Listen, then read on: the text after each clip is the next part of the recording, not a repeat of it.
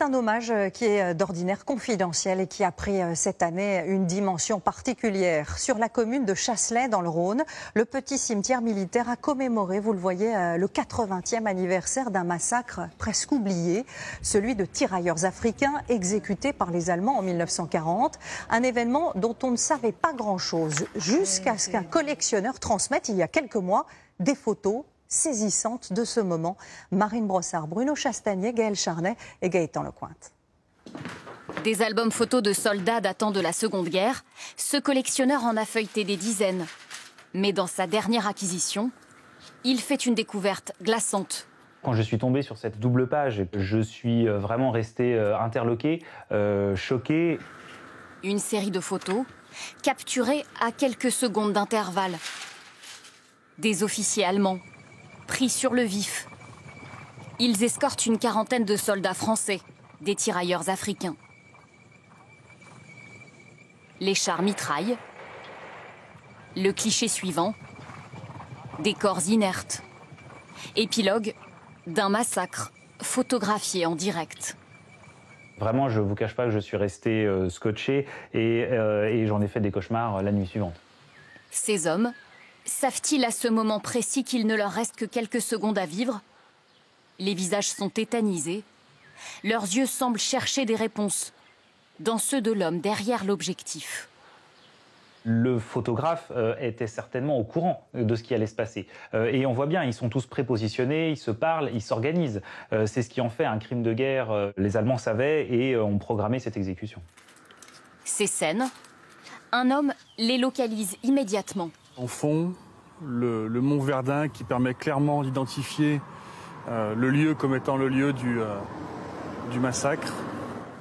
Cet historien travaille depuis 20 ans sur le parcours de ces tirailleurs africains. Leurs corps reposent ici. 188 tombes, l'un des plus importants massacres de soldats noirs commis pendant la guerre. Les exécutions étaient alors quasi systématiques. Pour beaucoup de militaires allemands, ils n'étaient pas des soldats, pas même des hommes.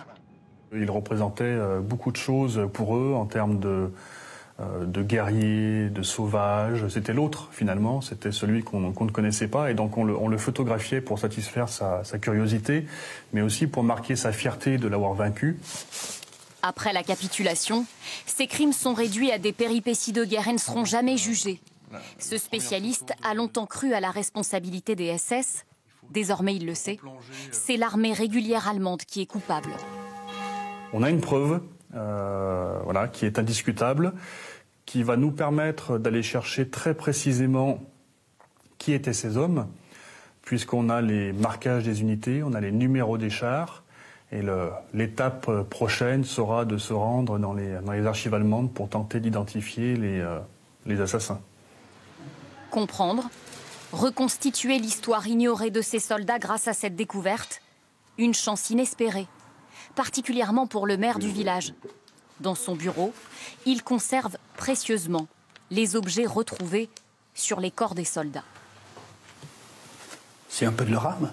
Là, quand vous voyez des courriers de cette nature, on se rend compte qu'effectivement, les soldats ont été blessés et ils sont morts.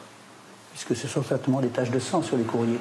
La seule chose que nous pouvons leur accorder maintenant, c'est effectivement de respecter le don de leur vie pour défendre notre territoire. Et donc la liberté, l'égalité, la fraternité de notre pays, qu'ils ont fait leur, alors qu'ils venaient d'ailleurs. Et voilà pour cette histoire incroyable qui a quasiment été oubliée pendant 80 ans.